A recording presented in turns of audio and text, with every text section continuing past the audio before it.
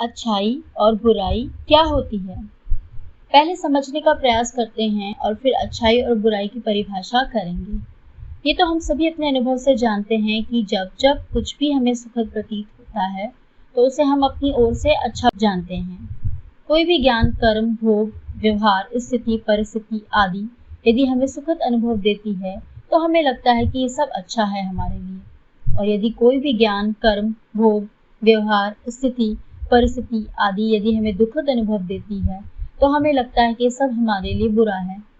माने अच्छे का सुख से संबंध है और बुरे का दुख से संबंध है।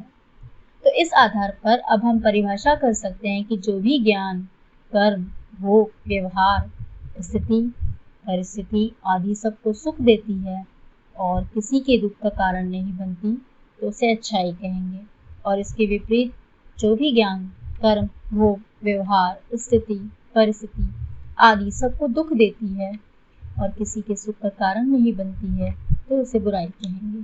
और यदि जो भी ज्ञान, कर्म, भोग, व्यवहार, स्थिति, परिस्थिति आदि किसी को सुख देती है और किसी को दुख का कारण बनती है तो उसे मिश्रित कहेंगे। अर्थात कुछ सीमा तक अच्छाई है और कुछ सीमा तक बुराई है, या कुछ मनुष्य के लिए अच्छाई है और कुछ के लिए बुराई है। माने इसे पूर्णतः अच्छाई है या बुराई है ऐसा नहीं कह सकेंगे।